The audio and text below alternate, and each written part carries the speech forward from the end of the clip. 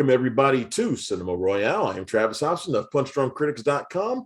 And this week we're going to be talking about two movies that I'm going to tell you right now, I like them both. Turning Red, which is Pixar's latest. And I forgot about the other one already, which is kind of crazy. Adam Project. Yeah, the Adam Project, which I should have remembered since I liked it so much. And the guy you just heard talking right there is my old friend, Brandon Fibbs. Hello, Brandon Fibbs. You might not know Brandon. He's been out of the DC area for a while, but you have to indulge me here for a second, Brandon.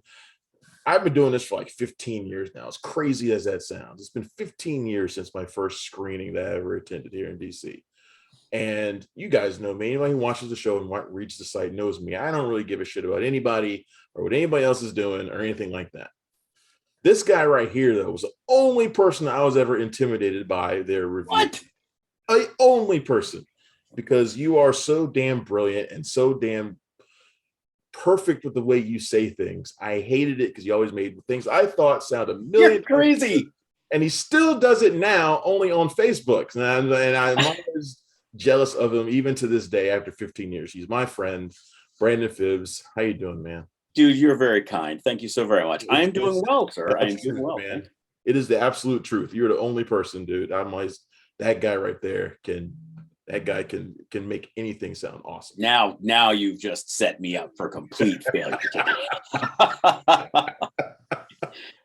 No, man, it's absolutely true. How are you, man? I missed you.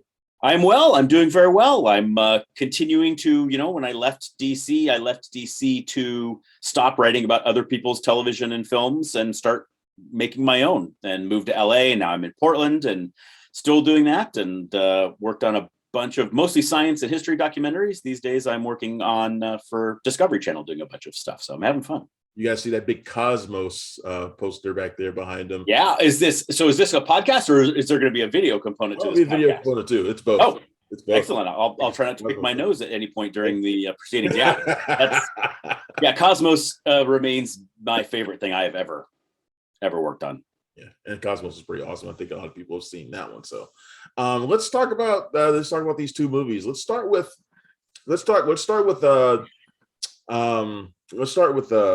Turning Red. Turning Red. Pixar's latest, and Pixar still they've not done a movie in theaters since Onward, which feels like a lifetime ago. It was the last film I saw in the theaters before the pandemic hit. Yeah. And so it's like my touchstone. It's like the dividing line between normal life the day before and bad and awful modern life the day after. Yeah, I remember that too. I think everybody remembers that. At least in our field, remembers that last movie they saw before everything kind of shut down. For me, it was My Spy. Like, I went to the screening of My Spy, and the next day it was like everything shut down, and it was like they didn't even release that movie then. Like they pushed it back. So I'd seen it when I finally released it. It had been like 6 months, and I was like, oh yeah, So it's like, yeah. But Pixar's done a few movies since Onward, all exclusively to Disney Plus. And Turning Red is about a 13-year-old May, a girl, a Chinese American living in, is it Toronto or Ottawa? It was Toronto. Toronto. Mm-hmm. And she's like a lot of girls her age, she's hitting adolescence and so forth. She's kind of torn between being her own person and loyalty to her family and traditions. And of course, her mom is very hard on her and very strict on her. But when May gets upset, she transforms into a giant red panda, which I thought was really, really cute. Now, I people probably already know my opinions on this movie. I'm going to jump in here every now and then, but I really want to get your thoughts, Brandon, on what you thought of Turning Red. It's a movie that's had a lot of kind of controversies swirling around about it, but I want to get your initial thoughts on what you felt about the film. My initial thoughts are, just because a movie is controversial doesn't mean it's deserves or should be controversial. Yeah. I thought it was a beautiful film. Is it high Pixar? Perhaps not, but that's not what the controversy is about. The controversy is about completely made up, ginned up sort of issues that are as preposterous as they are offensive. I loved it. I'm sure we just lead with that controversy, and that controversy is, of course, that there are a number of critics who find the film. There's basically two things. One group of critics finds the film unrelatable, and then the other group finds it offensive because it deals with some content that they think shouldn't be addressed. Yep. Both are ludicrous. But the main reason, especially going back to Cineblend, which was Shawn O'Connell, wrote that very first article in which he was basically saying that I just can't relate to these people, this Asian culture in Toronto and stuff like that. And I'm just like, what do you like? Did you not relate to anyone in Schindler's List because they were European Jews and you're a Protestant American with the name O'Connell? Yeah. I couldn't relate to Philadelphia because it was about a gay man and I'm a straight man. Yeah. Or even if you just do Pixar and you're like, hey, I can't identify with Cars or Monsters Inc. or Finding Nemo because, they were cars and monsters and wasn't fish. Trying to identify with any of them or look for anything about them that he could relate to in any kind of way. It's real. Movies are emotional delivery vehicles, right? And to say that you can't be emotionally invested in a human experience, because even if you're making movies, of course, about toys and monsters and fish and stuff like that, that's still a movie about humans. Mm-hmm. To say that like you lack basic empathy and being able to insert yourself into these stories, I find it's preposterous and it's offensive. Especially since the core dynamic in the movie is one we've seen a million times before. And I know he's seen it a million times before, which is, if he just watched Mulan, he's seen it. He's seen that, that dynamic. I mean, so I know he knows it. He was turned off by it for some completely different reason. And he just, and he didn't, I don't know if he didn't want to say it or he just didn't recognize it. But he and others are perfectly allowed to not like or not be moved by a movie that everyone else seems to like. But when you go for the whole, well, I just didn't like it because I couldn't relate to it because it, it was about the Asian community. Yeah, it's not enough. You've lost me. Yeah, exactly. It's not enough, and that's the thing that bothered me about it. I mean, if I did that, I wouldn't have liked 90% of the movies I saw. Of course not. Because they weren't about me. They were not. None of them were about me. Do you and do you really want to always only ever see movies that are just about like your little narrow, thin slice and demographic of the world? I don't. I intentionally watch movies and art and read books and listen to podcasts and stuff like that are about things far outside of my understanding and experiences for that specific reason, because not only does it expand my world, but it allows me to be injected into places and people that otherwise I had no access to. Yeah. And in this film in particular, look, it's definitely not aimed at me. Like, I know it's not. And that's fine, but I could relate to being a person who kind of wants to step out and be their own person. I adored the fact that it was set in the early 2000s with this horrible boy band era that we were going through at the time, because I remember it, and I was too old for it then, and I'm still too old for it now, but I remember it well. I liked the way it portrayed all that stuff and how it informed her and her relationships with her friends and everything. I found a lot of things to like about it, even though they weren't speaking directly to me. And there are probably some jokes that probably flew over my head that I didn't quite understand, but there's a lot that I did manage to connect with. So, well, and to say that like I can't identify with a movie about a teenager is to admit what you don't remember being a teenager, because while the culture in which you might be living or the technology or whatever that is going on socially may change from when you and I were teenagers compared to when Mei-Lin is a teenager in the movie, doesn't change the fact that the fundamental human things that you are going through, regardless of the world outside around you, is exactly the same. And obviously you can relate. Yeah, exactly. And I also find it, the other controversy, of course, being like the parents who are just like, oh my God, this film, it dealt with periods and tampons. I don't want this. It goes too far. She's a girl. She's a girl. For me, you're admitting you're one of those parents. If you're like, I don't want to have these conversations with my kids, then this movie is exactly the sort of movie those kids need to see, because you are absolutely failing as a parent. Yeah, absolutely. Oh my God, it's a girl who has hormones and she has feelings about boys and things like that. It's like they want that stuff to be, they want to shield their kids from that kind of stuff, which I think is the absolute worst thing to do. Yeah. But I like the fact that Pixar was willing to make this kind of movie and do that, and do it in a way that I think was easily approachable. I mean, come on. Who's not complaining about it? 13-year-old girls who've seen it. They're all watching it going, yep, this. Yeah, this is not complex Pixar, right? No. Like Pixar's done those sorts of things that are a little bit more high-minded, and those things work on on their own level too. This one's not those. I understand why people. But it still has an amazing message. As I posted on Facebook the other day, that you were alluding to, like the most recent Pixar films, not just Pixar, actually. I mean, I would put Encanto and other Disney properties in there. They are dealing with some really serious issues, intergenerational trauma, and how we relate to parents who have expectations that we cannot possibly live up to. There's a lot of really serious stuff being addressed in what effectively looks like a light and fluffy piece. And then once you're in it, you realize they're tackling some really heavy subjects that really need to be tackled in a way that have never been tackled before. We've moved from sort of generic, addressing issues generically, to really kind of honing in on some really specific things. What's it like to be a teenage girl, teenage Asian girl in Canada, and dealing with these sorts of issues with a mother who expects so damn much of you and that you can't possibly live up to.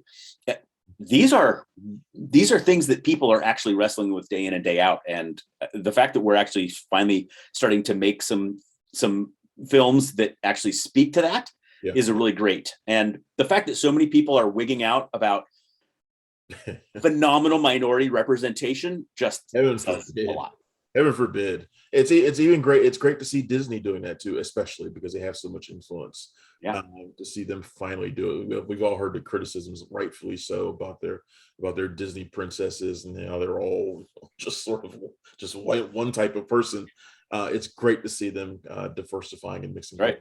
I do wish this movie was in theaters though. Just I wish more people. I don't know how they're all doing.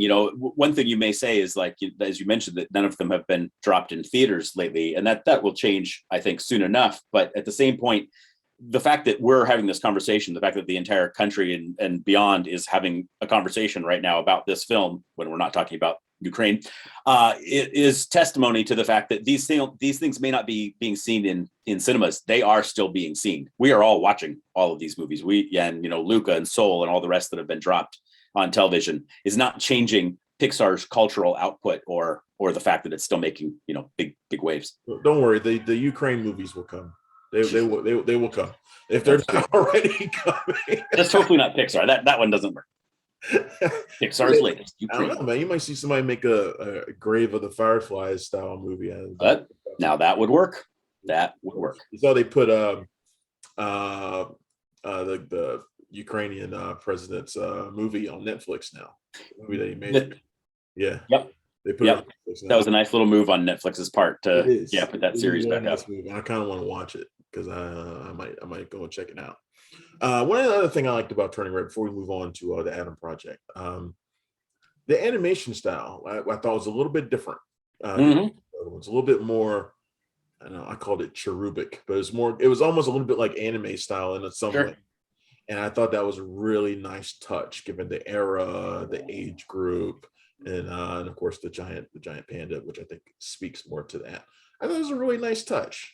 Did you notice that as well? Yeah, the animation was very different. Had a much more like kind of simplistic, sort of intentionally sort of fun quality to it. Less of a photorealistic sort of quality to it that they clearly were going for. The film's a little bit more exaggerated, Yes, especially the third act. I mean, when you have giant pandas the size of the Tokyo Sky Dome, or whatever, then you're kaiju inspired at the absolutely right. But also, and so was the editing. I mean, like, this was a much more frenetically paced Pixar film than we've ever seen. Obviously, because you're living in this sort of like heightened, overstimulated teenage world, but like everything was just do constantly, all the time, just hit. But it worked for it. Yeah, it really did. So we both recommend Turning Red. Absolutely. All right, let's talk about the Adam Project. And this is a reunion of Ryan Reynolds and Shawn Levy. Look, I've been talking about these two a lot lately because they did Free Guy last year. Now they did this. They're gonna be doing Deadpool 3 coming up too. Something about Shawn Levy. And I was having a conversation with somebody about it, and I was like, he's one of those filmmakers that I think I dislike. Then when I watch his movie, I don't. I get that. He's like, he makes these movies that I like. Night at the Museum. Why do I like the Night at the Museum movies? Like, I shouldn't. Like, they seem simple and stupid, and like, why would I like them? But I watch them, and I really enjoy them. Like all three of them. Yeah. Free Guy seems like it's a movie that's probably going to come and go. Whatever. It's probably going to be stupid. It's absolutely amazing. And this movie as well, which I kind of dismissed when I first read about, another Shawn Levy movie. Even something like Real Steel, something like I don't think I'm gonna like it. I'm like, why do I like it? It's just something comforting about the movies that he makes. And I don't know if he's intentionally going for this sort of Amblin-esque style that he seems to have captured, which he even brings to, he's a creator on Stranger Things as well. Mm-hmm. But he has this ability to make these movies, these family-friendly films that just kind of just feel really warm and comforting. And the Adam Project was like that too, even though it's dealing with time travel and action, space action, and all this sorts of stuff, and really complicated family dynamics, across time, and you're like, this shouldn't work, and yet it does. I was like enjoying it. I watched it twice. First time I was kind of distracted. Second time I really honed in on it. I was like, damn, this movie's really, really fun. Like it begins, the opening sequence like reminded me of The Last Starfighter, and then all these other elements kept coming into it. And of course, Ryan Reynolds is a lot of fun as well. He gets to be a smart mouth, but there's like some trauma to his past that makes him that way, which is different than a lot of the other characters he plays, where there's like he's just mouthy for the sake of being mouthy. I found myself loving this movie, and I really did not expect to. But this duo of Levy and Reynolds, they can't seem to miss. What did you think of the Adam Project? I also loved it. I basically, I was just like, if again, not to like reference back to like my little Facebook post, but that's the only place anymore where I review films. and I just had a 1-sentence review, and it was like, you spell fun ADAM. It's just it was a fun movie. I think for me, my thing with Shawn Levy is we always talk about formulaic movies, and when a film goes outside formula, it has to do it really, really smartly, because that formula is an incredibly established tradition on which we have proven that things work, that these stories work this particular way. Right. However, we also criticize formulaic films because they're so predictable and we know exactly where they're going to go. And it's not as if in many ways that is not the case with Shawn Levy's films.